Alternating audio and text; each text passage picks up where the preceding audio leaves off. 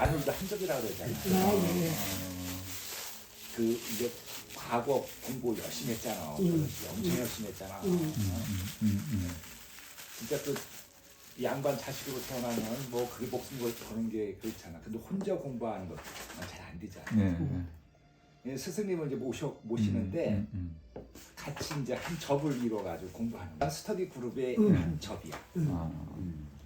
동아농 혁명은 이제 분수령으로 해가지고 이전 조선 시대에서 이제 근현대 사회로 이제 전환된 나가는 그런 그 문제 의식을 좀 공유한다면은 뭐 좀 소기에 그 발표 효과가 있지 않을까 그런 생각을. 동아농 혁명은 이제 가보년에 끝나지만은 역사적인 그 사건으로서는 그 이후에도 계속 이게 이제 리바이벌되고 재해석되고 그 다음에 그 새로운 어떤 그 민주적 논리가 여기서 발견이 되고 그래서 동아농 혁명 이후에 지난 그 100년, 130년 어떤 그 한국 그 민주화의 어떤 그 수원지 역할을 한 것이 동아농 혁명이다. 뭐 이렇게 이제 평가를 요즘들을 하고 있습니다. 이건 뭐 사건의 문제가 아니라 해석의 그 문제이니까 시대적인 그 변화에 맞춰 가지고 끊임없이 이제 재해석이 있다. 그런 걸 염두에 두고 보시면 될 것 같아요. 동학농민군이 온다. 뭐 연상되는 거 없습니까? 우리가 맞이하는 동학농민군은 과연 뭐냐? 그 양반들 상대로 싸웠던 그 자체의 동학농민군이냐? 아니면은 그 새롭게 그 태어난 동학농민군이냐? 그럼 내가 동학농민군이 왔을 때 동학농민군과 어떤 대화를 나눌 것이냐? 우리나라 1000년, 2000년의 역사에 큰 분수령을 그 이룬 것이 동학농민군이 아니냐? 한 10년 전에 그렸어 이거 이스라엘들은 그 엄청 고민을 많이 했지. 한 장의 그림으로 어떤 그 시대적 흐름 위에서 동학농혁명이 어떤 위치를 위상을 자리매김할 것인가 하는 그 문제거든요. 그랬을 때 이 동학농혁명이라는 것은 어떤 조선, 고려, 멀리는 고조선의 어떤 그 역사적인 맥락들이 그 기운들이 응집돼서 분출된 그 사건이고 그리고 그 이후 20세기 역사에 그 발산된 거다. 특히 이제 그 우리가 이제 2026년에 그 서 있지만은 우리가 서 있는 그 문화적 그 지형은 그 서구 문화이지만은 솔직히 좀 더 들어가면은 그 유교 문화적인 요소가 되게 많아요. 가치관도 그 마찬가지고. 요즘 K 한류가 그 되게 이제 유행을 하는데 이 K 한류의 저력은 이 안에서 분출돼 나온다고 생각해. 그 어떤 현대와 전통을 차단시켰던 전근대와 근대를 그 막아놨던 그 유리벽이 90년대를 거치면서 우리의 어떤 정체성을 찾으려는 그 움직임, 그게 이제 유영준 아이문화유산 답사기 뭐 이런 식으로 나타난 거잖아. 그 90년대 들어오면서 이제 전통에 대한 그 재해석 움직임이 일어나면서 유교 문화, 불교 문화도 이제 재평가하려는 그리고 종교를 떠나가지고 그 속에서 어떤 그 문화적 숨결을 느끼려고 하는 그리고 21세기 어떤 가치를 찾으려고 하는 그 움직임이 현재까지도 계속 이어지고 있다고 볼 수가 있습니다. 그 우리나라 이제 기층 문화를 가장 그 대변하고 또 이 무속의 정신이 동학농민혁명에도 그대로 들어가 있잖아. 동학에도 동학 사상에도 그대로 이제 묻어 있고. 그래서 이 무자가 상징하듯이 제가 제일 좋아하는 한자인데 하늘, 땅. 근데 하늘과 땅 사이 이어져 있죠. 하늘과 땅 이어져 있죠. 그리고 하늘과 땅 사이 인간이 살고 있고 천지인 그 우리나라 전통적인 3대 사상을 대변하고 있잖아요.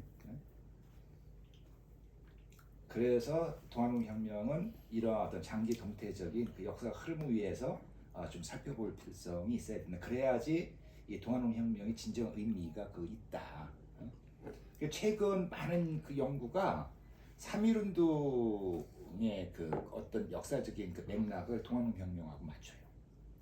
그래서 동학농혁명에 참여했던 많은 그 동학도들이 생존해가지고 나중에 3.1운동. 요즘은 뭐 천도교가 뭐 그냥 흰무 쓰고 저랬지만은 이 1910년대 엄청났어요. 천도교 세력이 최고의 어떤 그 종교 집단, 종교 세력, 종교 어떤 조직 체계를 가지고 있었다고. 근데 그거 이제 20년대 들어와서 3.1운동에서 쓴맛을 본 그 일제가 철저히 천도교를 탄압해 들어간 거예요. 희우해 들어가는 거예요. 그래서 이제 이 3.1운동을 통해 가지고 마지막 불꽃 피우고 그 이후 20년대 이후 이제 서서히 사그라들었지. 그리고 뜻이 있는 그 많은 그 천도 교인들이 북한으로 또 넘어가고.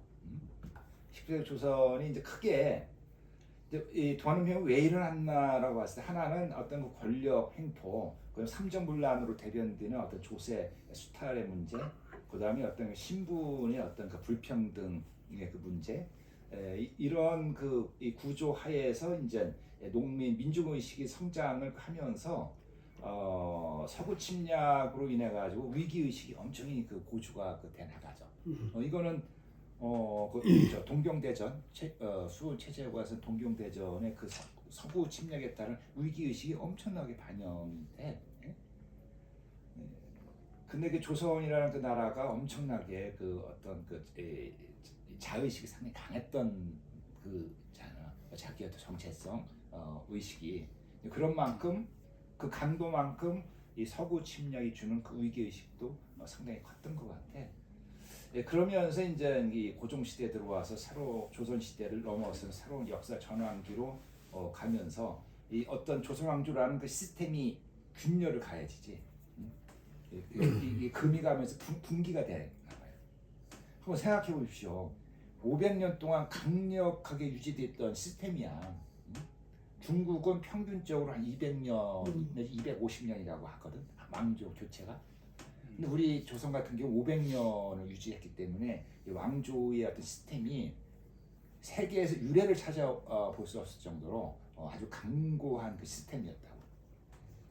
그것도 이제 유럽 중세시대 유럽이나 그 일본하고 달리 그다음에 그 땅덩어리의 중국하고 달리 우리나라 같은 경우에는 아주 중앙 집권 체제가 강력하게 들어섰던 나라야.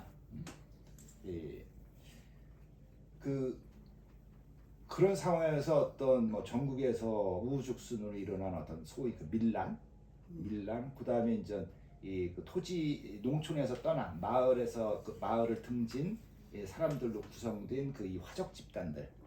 1886년에 처음으로 활빈당이라는 조직이 태어나요. 의적이죠, 의적. 의적과 같은 그런 화적 집단이 나고 1860년에 동학이 만들어지잖아. 근데 1864년에 수원 체제가 이제 처형이 돼요. 그래서 뿔뿔이 흩어져. 주로 이제 이쪽 강원도 쪽으로 피신을 하거든요.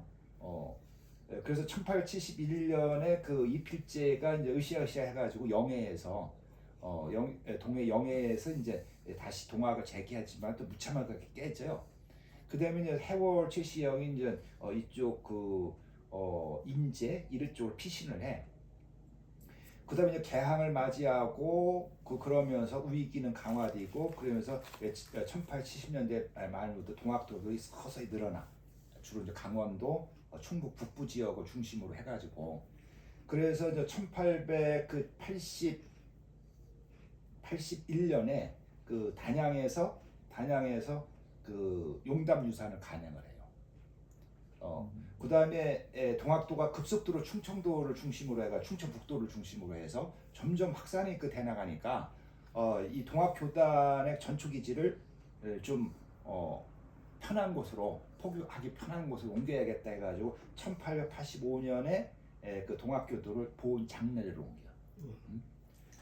그다음에 이제 보은 장례를 기반으로 해가지고 이제 동학이 충청도로 쫙 퍼져나가 80년대. 그리고 1890년대 들어가는 전라도 지역까지 쫙 퍼져. 그래서 충청도 우리 충북의 이 동학도들은 주로 1882년, 83년에 동학에 주로 가입을 해. 그 중에 이제 하나가 이 청주 출신 서장옥이라는 인물의 전설의 인물. 스님 출신이 원래 서장옥이 서장옥이 83년에 동학에 들어가가지고 해월 최시영하고 그 옆에서 모든 걸 짜주는 거야. 그러니까 어떤 스님을 했으니까 불교의 어떤 조직이라든가 그 수행이라든가 어떤 의례라는 것을 동학에 전매를 시켜버려. 그래가지고 동학이 체계화되고 체계화될수록 동학이 더 이제 삼남 지역을 중심으로 해서 퍼져 나가고 그 이런 상황 속에서 이제 소위 말하는 소위 그 민중공론이 이제 형성이 그 돼 나갑니다. 이제 민주공론이 이전에는 철저히 그 군현 중심이야. 마을 그 군현 마을 중심 마을에서 확장된 그 이제 군현 중심. 이제 문제는 그 군현이 경계를 넘어서 가지고 그 군과 군과 목과 목을 연결시키는 도와 토를 연결시켜주는 그 네트워킹이 그 문제가 되는 거예요. 근데 이미 그 동학 조직은 다 넘어섰거든. 경계를 넘어섰거든. 경계를 넘어서고 전국적인 네트워킹이 돼 있잖아. 연결망이 구축이 되잖아. 그러니까 이건 뭐 상상을 초월하는 거지. 전국적인 그 네트워크가 그런 그 민중 그 조직으로서의 동학이 자리 잡아나가니까 그 지도자들이 한마디 하면 전국적으로 쫙 퍼져나가는 거야. 또 그 시기엔 발도 엄청 빨랐잖아요.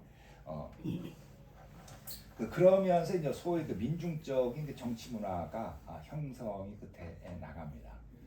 이제 민중적인 정치 문화라는 것은 어떤 거냐면은 요 19세기에 이 청원 제도가 엄청나게 발달해. 그 당시 이제 소지 내지 민장이라고 이제 얘기를 하는데, 그러니까 요즘으로 식으로 얘기하면 소송 제도예요. 소송 제도. 놀라워. 무슨 문제가 있으면은 소장을 써가지고 관에 그걸 제출해. 그러니까 관에서 그걸 이제 처리해가지고 다 해결을 해줍니다. 이 영정조 시대 이후로 19세기 들어와가지고 이 마을 서당이 엄청나게 늘어납니다. 그러면 마을 서당이 이제 많이 늘어나는데 이제 이게 지식인들의 수요가 필요하잖아. 룸펜 이제 지식인들이 많이 생기거든. 과거 공부 열심히 했는데 과거에 드는 사람은 특정 그 권문세족 자제들 몇 명만 되잖아. 그럼 나머지 그 지식인들은 뭐 할 거야? 그러면 그 마을 서당에 들어가는 거야. 훈장하는 거야. 훈장을 하면은 대우도 받고 먹고 살 수는 있거든. 그러면 이들 룸펜 지식인 훈장들이 어떤 소리를 하겠어? 체제적인 그 얘기를 하겠습니까? 아니면 반체제적인 얘기를 더 많이 하겠어요? 이 성리학을 민중적인 차원에서 재해석을 하는 거지. 그 성리학은 원래 차별이 없습니다. 차이는 인정을 하는데 차별이 없어요. 사람 사이, 사람과 동물, 짐승 사이에서도 차별이 없어. 모든 만물은 다 똑같은 존재야. 우주적 존재야. 그걸 민중적으로 해석하면 뭐가 나와? 평등주의로 연결되거든요. 그래서 이렇게 이제 19세기에 서당이 급속도로 확산이 되고 거기에서 이제 이 지식인들이 반체제적인 지식인들이 훈장 역할을 하고 이러면서 성리학이 이제 재해석 때에 들어가고 그 다음에 그런 그 서당이라든가 향교 같은 데에서 한글을 가르쳐. 소장을 쓰는 법을 가르쳐. 소장을. 그래가지고 이 소송이 엄청나게 활성화가 돼요. 근데 문제는 뭐냐면은 이게 이제 좀 다른 수령 같은 경우에는 현감 그 군수 같은 경우에는 그 소장을 받아가지고 제대로 판결을 해주는데 조선시대 수령은 모든 권한을 다 자기들이 다 갖고 있잖아. 경찰권, 치안권 다 갖고 있거든. 근데 이제 이 탄관오리 같은 수령마을에 이번 소장을 올렸는데 개판으로 그 판결을 내렸다. 우리 안 되겠다. 우리 힘을 내자. 해가지고 민의를 열어. 그 마을 주민들이 하여튼 면 주민들이 모여가지고 회의를 합니다. 이게 일상화돼. 마을 회의가 익숙하기 때문에 그 회의 문화가 상당히 발전해 있었거든요. 그러면 야 우리 힘을 안 되겠다. 말도 안 된다. 습격하는 거야. 없어 습성해가지고 관함 수령 끄집어내가지고 그걸 경계 밖으로 내쫓기도 하고 동학하고는 별개 같이 두 틀에 막 나오는 거예요. 그런 그 민중적인 정치 문화가 그 발전하면서 이것이 이제 동학과 이렇게 만나게 되죠. 전국적인 네트워크와 그 마을 또는 그 이 군형 단위로 일어났던 그런 그 민중 문화가 전맥이 되면서 좀 더 조직적이고 좀 더 세련되지 그 슬로건이라든가 어떤 그 이념적인 지향이라든가 이런 거 그 다음에 이제 이 9년 단위로 일어났던 그 저항이 이 전국적인 단위로 확대되는 그 계획 발판이 만들어지고 1단계는 반정부 투쟁기에서 3월에서 4월, 2단계는 이제 직강소기. 그래서 3월 20일 날 이제 지금의 고창 부장에서 이제 일어나잖아요. 그다음에 4월 27일 날 그 전주성을 함락하고 5월 8일 날 이 전주 화약이 체결되면서 직강소 기가 만들어지고 근데 요즘 해석은 이 직강소에 대한 해석을 우리가 학교 다닐 때 배운 거하고는 좀 다르게 해석을 하죠. 그래서 3단계는 9월 18일 날 이쪽 그 옥천 청산에 머물던 해골 최시영이 총동원령을 내리잖아요. 그러니까 충북이 대단해, 이 동원행사에서. 직강소는 나중에는 저 해방공간에서 인민의원이와 비슷해. 그 자치정부지, 자치. 치안권은 장악한 거야. 치안권. 그 대단한 거거든. 치안권을 동아농민군이 확보한다는 거는. 그래서 이제 9월 18일 이후가 이제 항일의병 전쟁기. 저는 그 항일의병 전쟁 9월 이후고 12월까지 항일의병 전쟁기로 개념을 규정하는데, 근데 나는 진정한 의병은 이때 동아농민군이라고 생각을 해. 왜냐면 이 스스로 동아농민군도 스스로 의병이다라고 자처해. 그리고 봉기한 그 이념이 정의야, 정의. 의를 들어서 총칼을 든다야, 의를 들어서. 근데 그 다음에 일어났던 그 의병 같은 경우에는 실제 민비가 시해지면서 근황주의적인 의병들이야. 똑같은 의병이지만은 정의의 그 개념이 달라. 그리고 대상이 다르고. 그런 면에서는 진정한 민족적인 그 의병은 동아농민군이 최초로. 이때 9월에 들어가면은 청일전쟁에서 일본이 거의 승리를 해 들어가요. 그 8월 16일날 그 평양이 완전히 쑥대밭이 되거든. 청일군이 그 전쟁을 일으켜가지고. 이때 이제 그 일본이 승리할 거로 누구도 그 장담을 못했어. 일본이 아주 화려한 승리를 하고. 이때부터 이제 파속지세로 이제 일본이 중국 대륙을 치고 들어간다. 그러니까 이제 자신이 붙으니까 그 일본군이 총뿌리를 동아농민군으로 향하려고 하는 거예요. 그러니까 그것을 이제 파악하고 동아농민군이 다시 이제 봉기를 한 거거든요.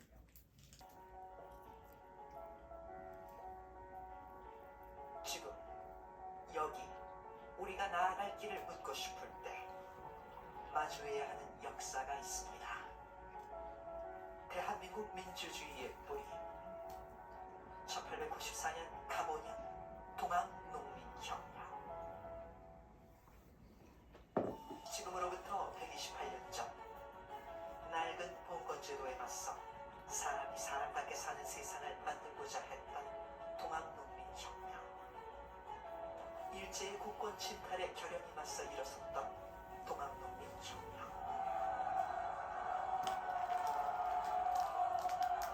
1894년도 고부 농민 봉기를 도화선으로 무장기포, 백산대회, 황토연 전투, 한반도 전역에서 결연히 일어선 민초들의 반일 의병 민족 항쟁이었습니다.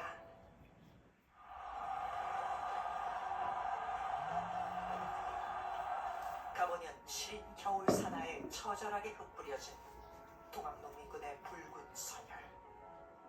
일제강점기 조선의 역사가 암흑과도 같은 어둠에 휩싸여 희망의 빛을 잃어갈 때 부탄하라고 저렇게 어떻게 이러나.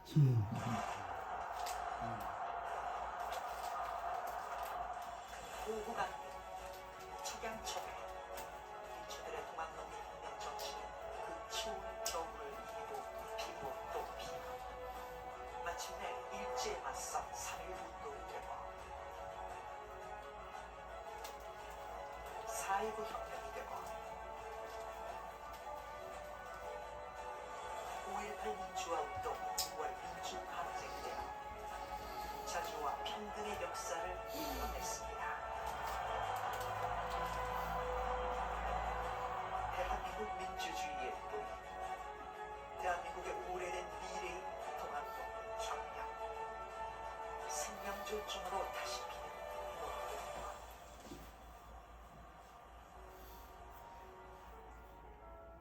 자주,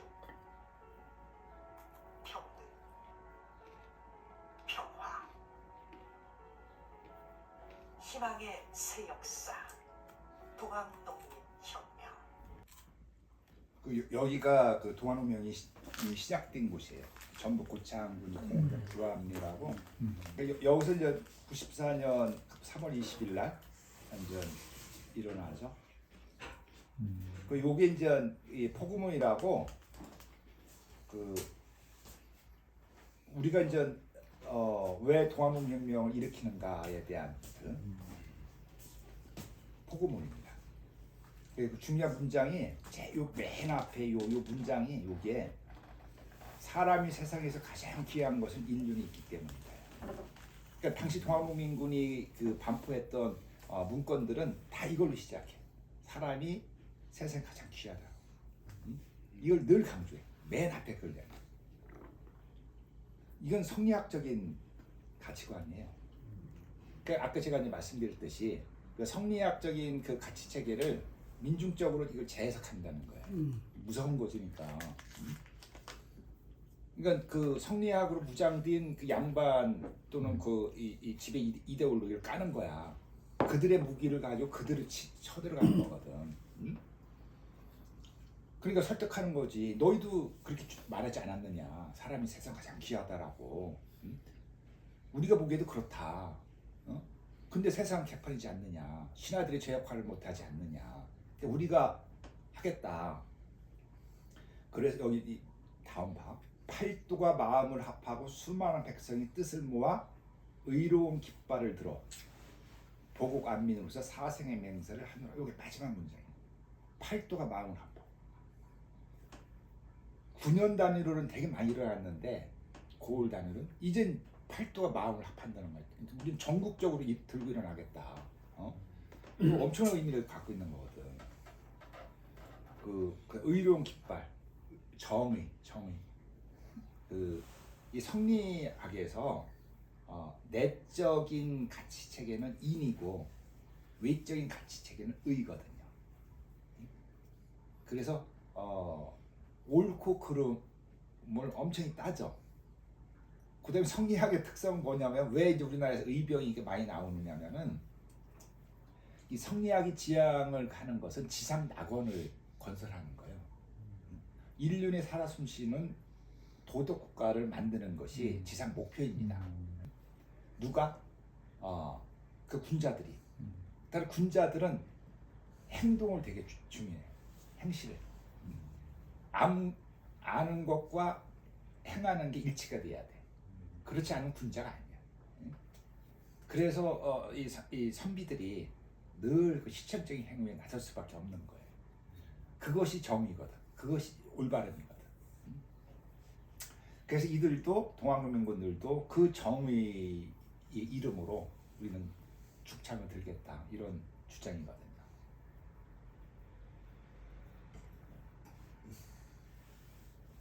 그래서 여기 시작할 때는 한 4천여 명이 이제 모여가지고 일종의 이게 이제 혁명 선언이지 이 문장이.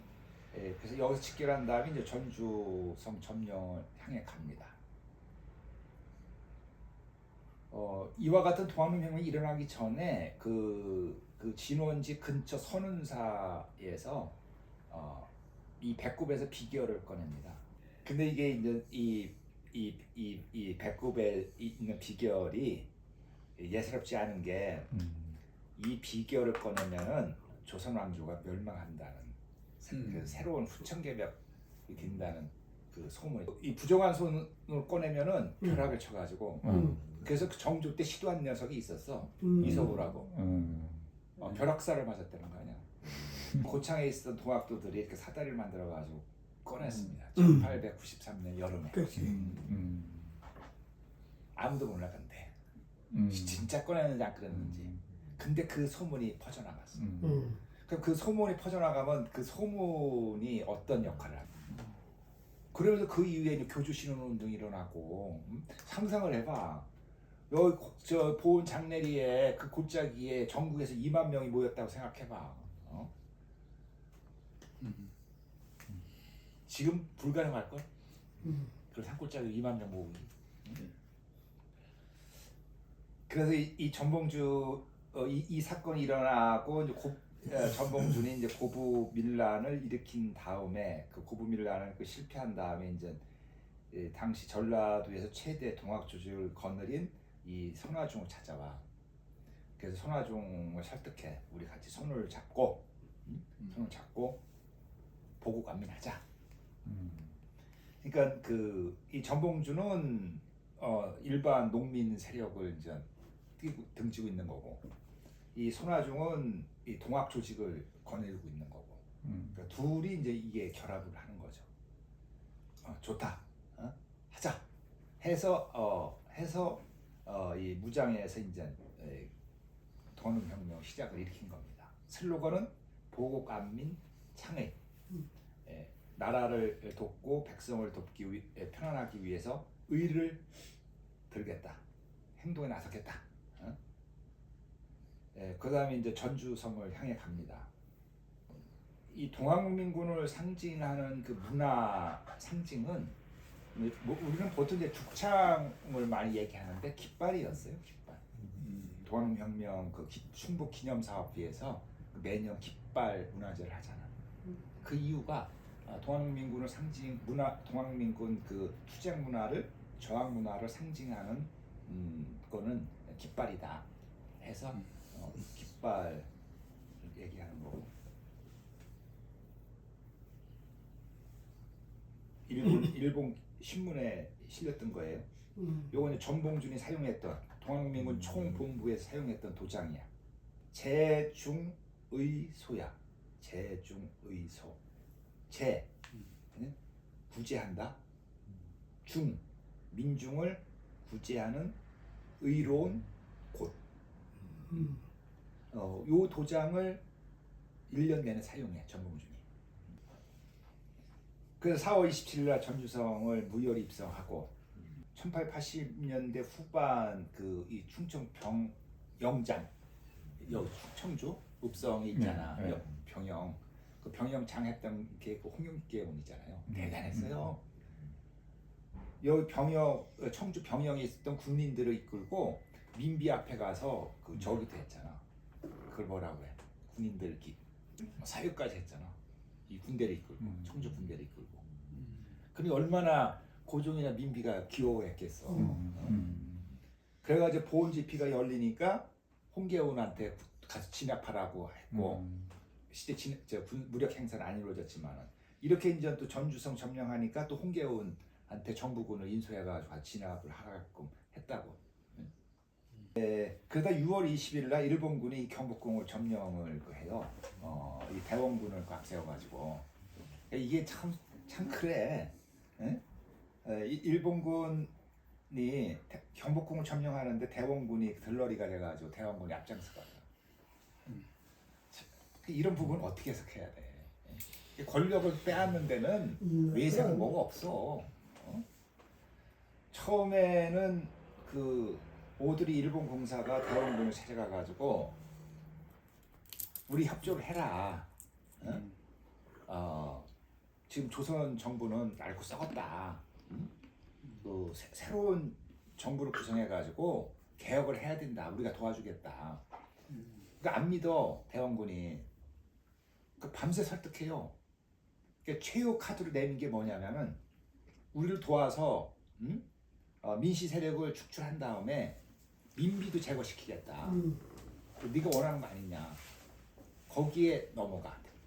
그래서 새벽 4시인가 4, 5시에 군대를 출동시켜가지고 기습 공격한다. 그런 다음에 조선 경복궁을 점령을 해.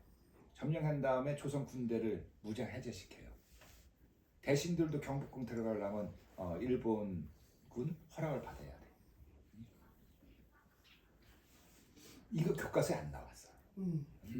왜 안 나왔느냐면 우리가 배운 교과서는 다 개화 운동 중심이거든. 그걸 띄우자 보니까 이걸 누락시킨 거야. 이걸 강조하지 않은 거야.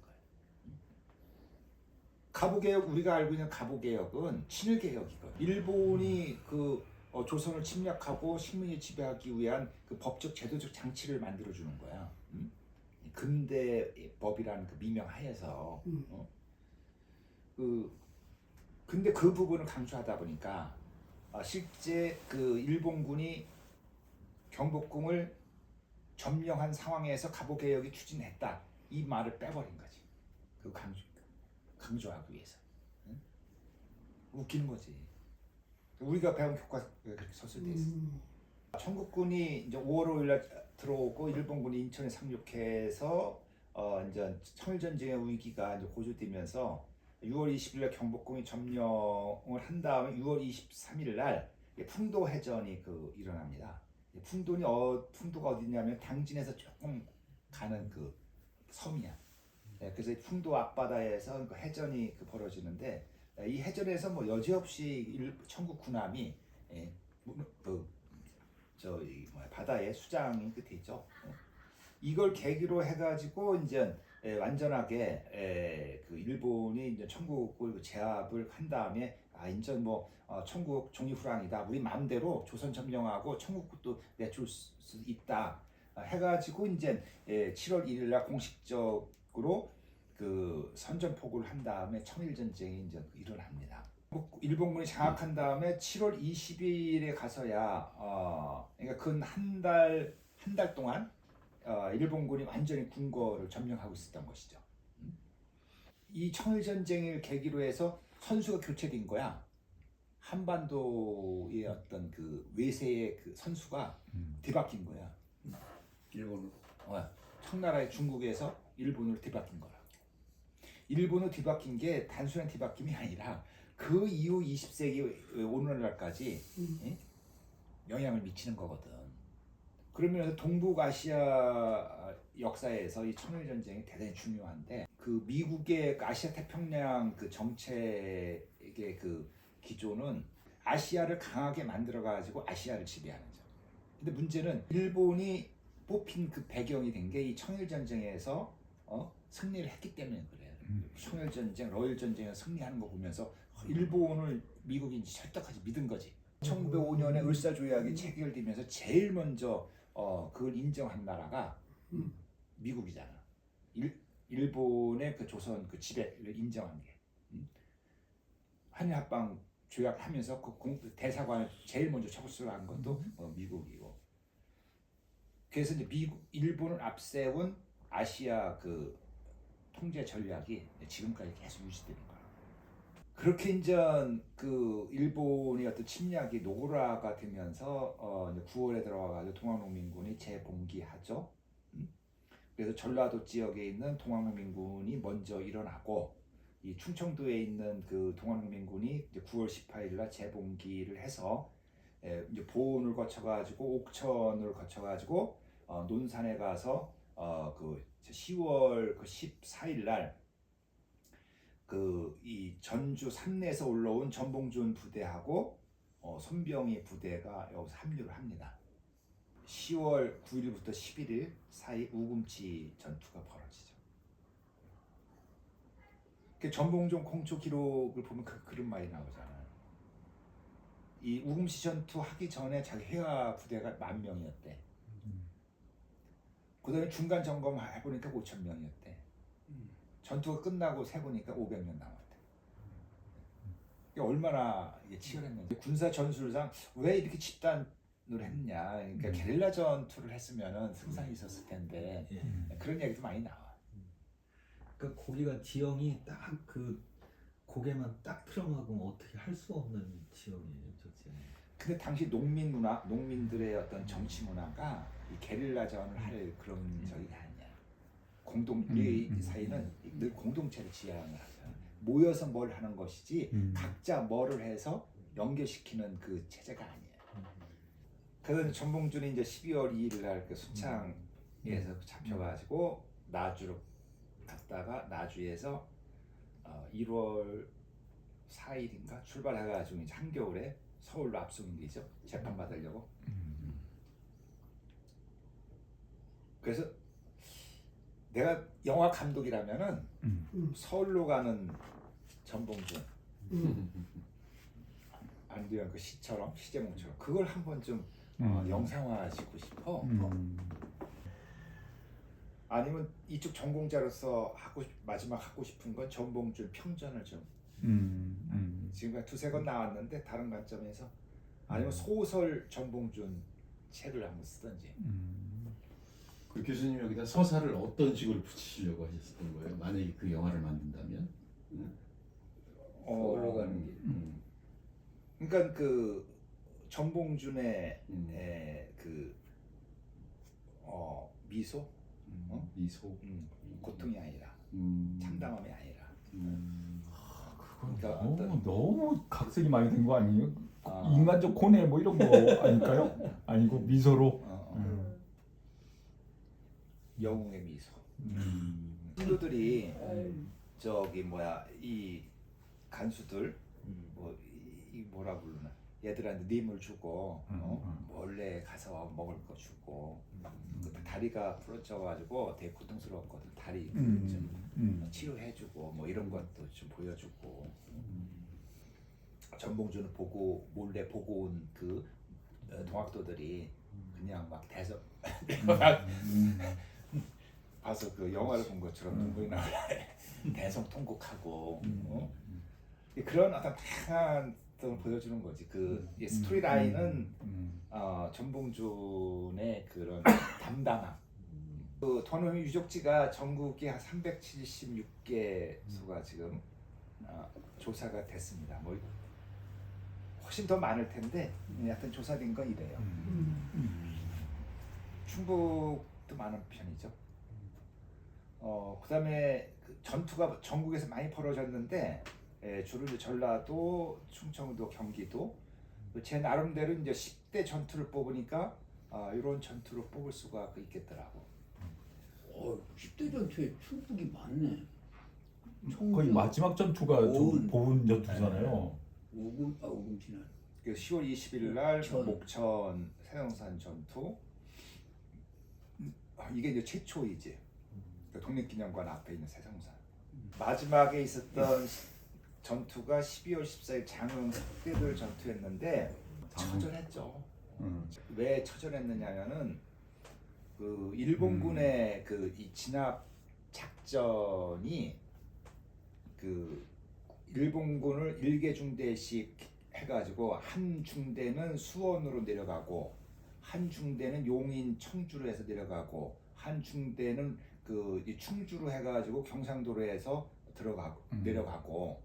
그럼 어느 중대를 제일 먼저 출발을 시켜야 돼요? 토끼 사냥하려면. 경상도 쪽으로 내려가는. 예. 그 동로 부대라고 그래. 동쪽으로 간 부대. 제일 먼저 출발을 시켜.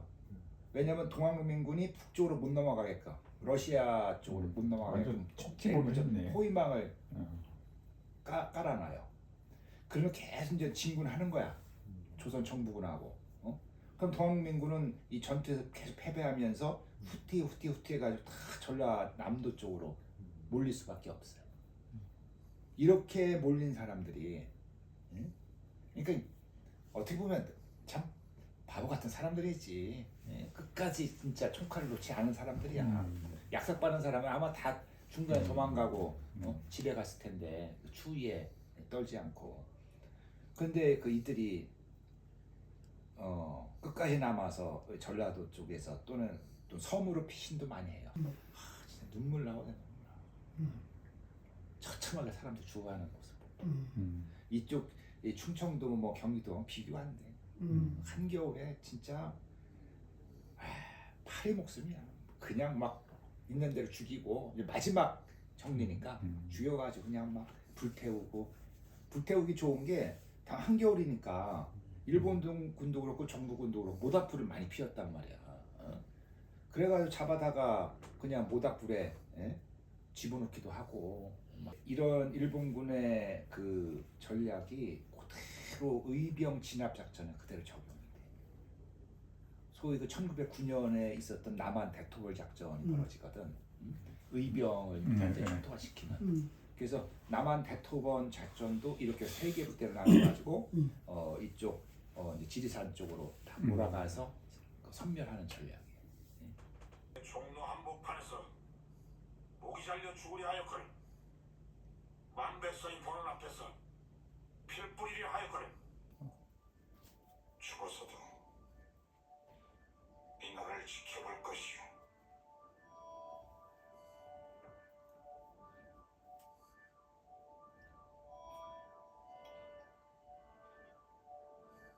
형을 집행하라.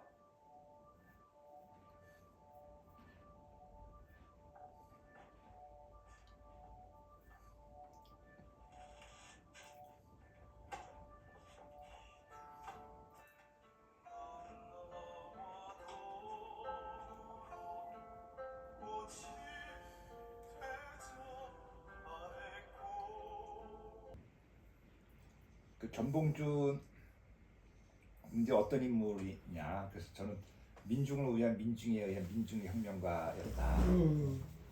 그는 그 에코 휴머니스트였다라고 규정을 했거든. 그 전봉준 관련 논문을 쓰면서. 왜냐하면 그 전봉준은 그 인본주의자였다. 그래서 사람이 세상 가장 귀하다 이걸 늘 강조를 했거든. 그러니까 평등주의자였다. 그 전봉준도 서당 훈장을 했잖아요. 그때 그 서당에 다닌 원생이 있었어. 그 이제 회고담에 나오는 내용이야. 마을 사람이 오면 반드시 뒷마루에 나와 인도했고 그 집안의 경중, 신분, 고하를 차별하지 않았다. 평등주의자, 평화주의자였다. 또 생명주의자였다. 동학농민군 4대 명의가 12개 기호를 정했는데 그 내용을 보면은 굶주린 자는 먹여준다. 아픈 자에게는 약을 준다. 공고한 자는 구제한다. 가난한 자는 진율한다. 가축을 함부로 죽이지 않는다. 그래서 이 성리학을 제대로 공부한 사람은 이 생명주의자가 될 수밖에 없어요. 왜냐면 모든 만물은 다 똑같은 존재니까, 우주적 존재니까 이걸 좀 적극적으로 진보적으로 해석하면은 다 생명 에코이즘에 빠질 수밖에 없다. 민주주의 그 자였다. 그래서 난 이렇게 정리하면서 전봉준은 그 에코 휴머니스트였다. 물론 아직 학계 반응은 없어. 이 주장에 대해서. 근데 이제 최근 들어와서 이제 생태 뭐 이런 게 새로운 담론으로 부각이 돼가지고 에코 휴머니스트 새로운 이런 주장들이 좀 앞으로는 먹힐 수 있지 않을까 하는 생각이 들어요. 그다음에 이제 그 치시형 사상과 현재적 가치인데 이건 정리해 놓은 게 있어가지고 좀 알리고 싶어가지고 꼭 강의할 때 이 슬라이드를 가져오거든. 해월 그러니까 수은 최재훈은 동학 창도하고 동격대전을 낳았지만은 어떤 구체성은 되게 떨어져.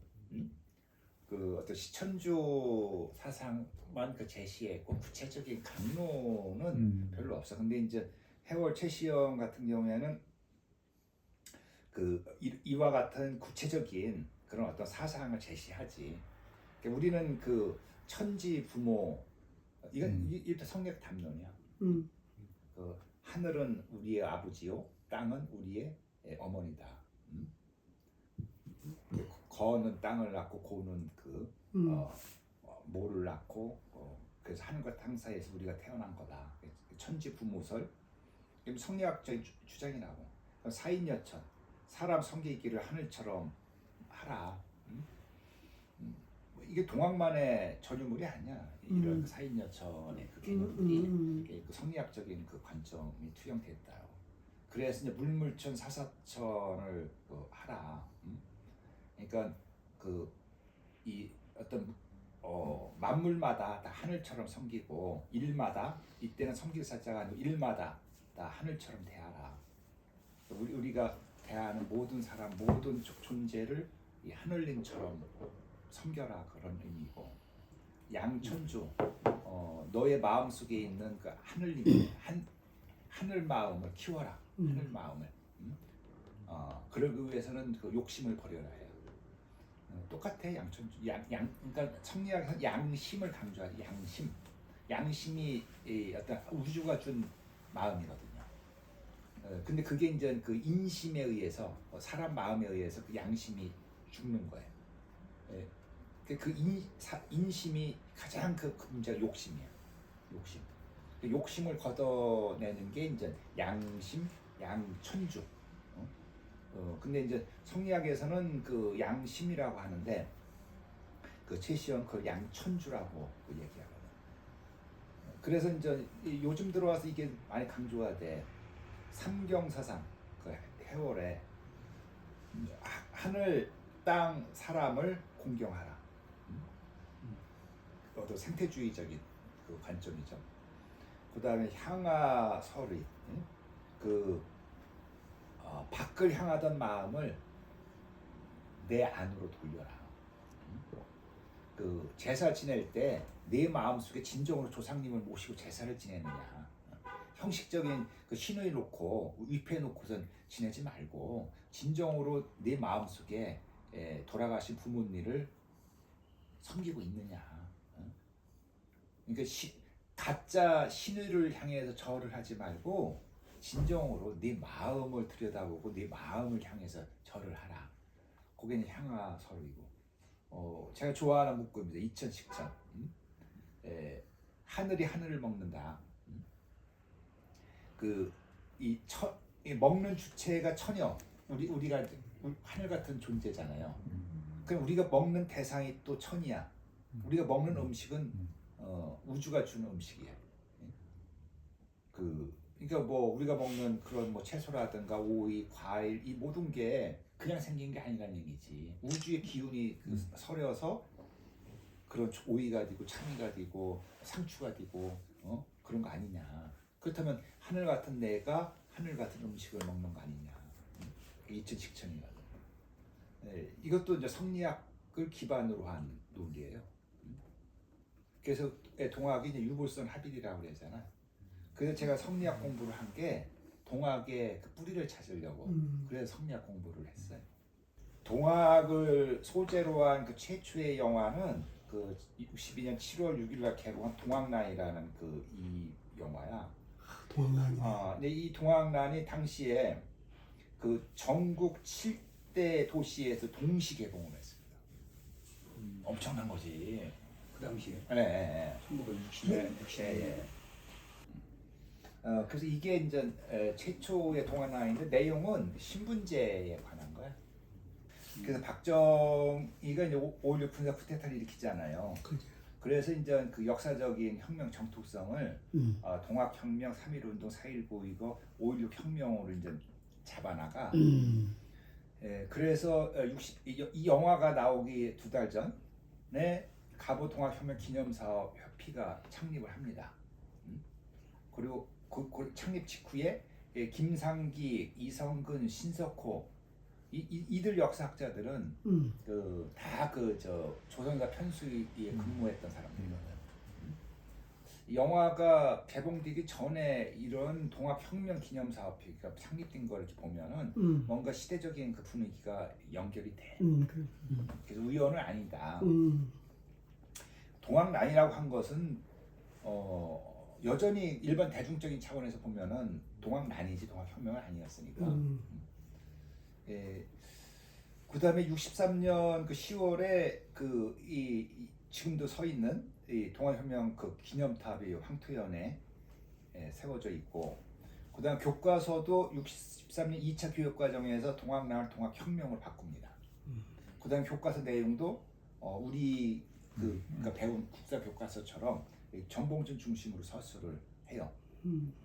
그 다음에 이제 이 관제 그 소설가들 동원했는지 아니면 이들 소설가들이 자발적으로 했는지 서기원 소설가는 혁명, 이용선 화가는 동학, 최원옥은 전봉준 뭐 이런 혁명 영웅으로서의 전봉준 서사를 민중은 무지봉매하고 무지봉매한 민중들을 이끌고 혁명을 일으킨 영웅으로서 전봉준을 서사하는 거죠. 전봉준 아니 그 박정희가 그런 거 아니야. 무지몽매한 민중들을 구제하기 위해서 쿠데타를 일으키면서 우리 혁명을 한 거 아니야. 그러니까 전봉준, 박정희 오버랩 되게끔 서사를 만들어 나가는 거죠. 때가 딱 그때면.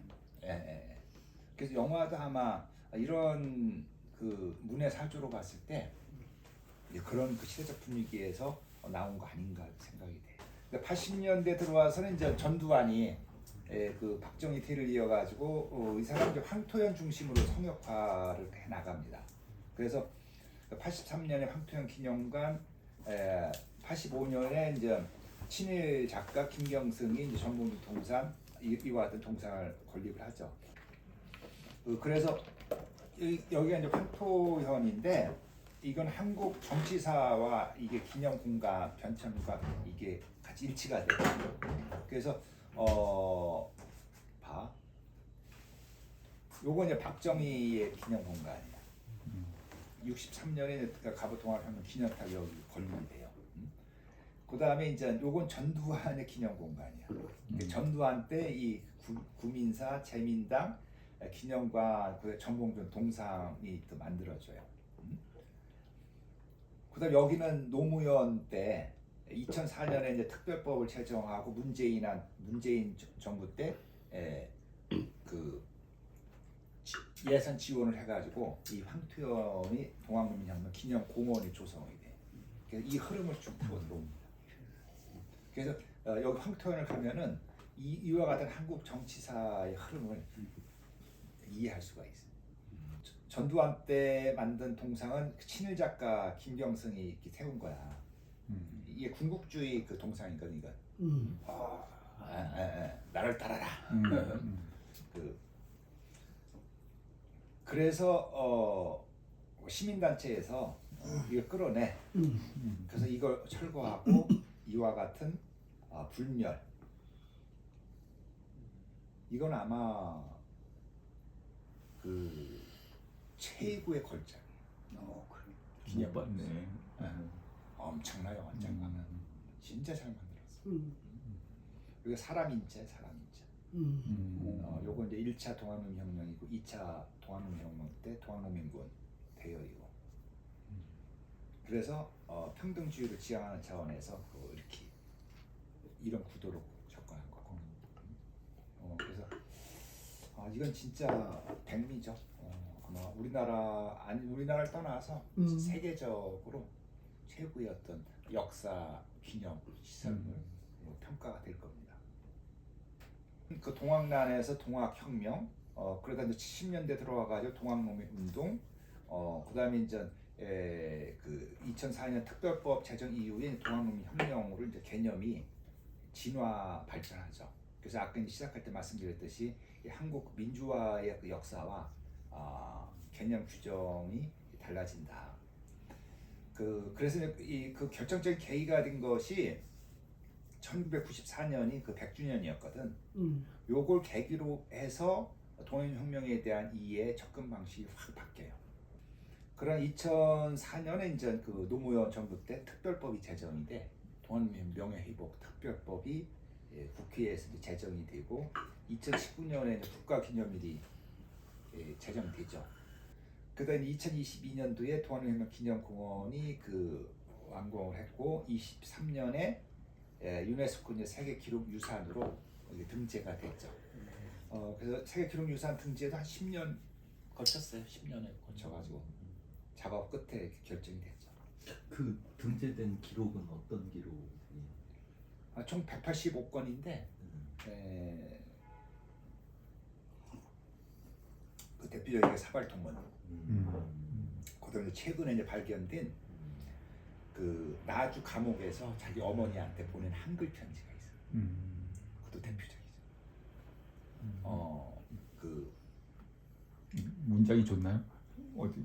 그 감옥 간수한테 뇌물을 바치면은 내가 살아날 수 있는 길이 열릴 것 같다.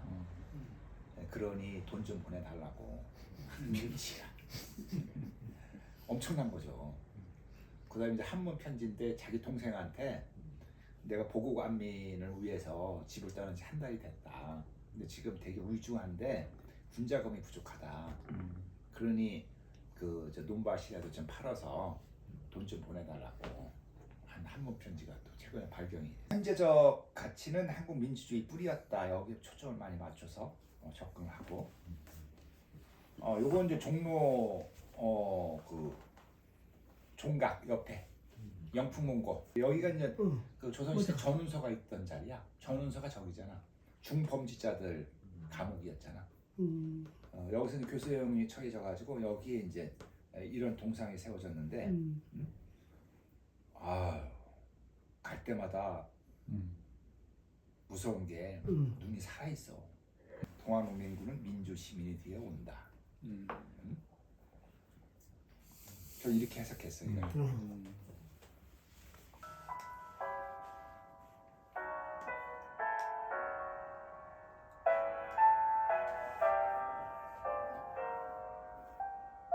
해마다 들판 가득 녹두꽃이 피던 그 시절 황금빛 가을 들판에서 하루 종일 가을 과제를 마치고도 온통 부르뜬 농민들 손에는 남는 것이 없었단다. 높은 담장은 탐관 우리들이 흥청망청 세월 보내는 사이 그제는 건넌 마을 사람들이 때로 굶어 죽고 어제는 뒷마을 장정들이 곡식을 못 받쳐 끌려가고 옆집 아기가 배고파 울다 지쳐 잠잠해지면 내일은 또 어떻게 버틸까? 시름의 창문들은 참 모진 세상, 모진 세월이었지. 사람이 하늘이니 하루를 살더라도 사람답게 살자. 앞마을과 뒷마을, 요즘 제 밝기 더 그 예술적인 행복하지. 그 서정적인 접근인데 그렇게 기념 같이 영상인데도 1894년 옛날에 기념 영상 추정적으로 갔잖아요. 감성에 호소하는 방식이었어.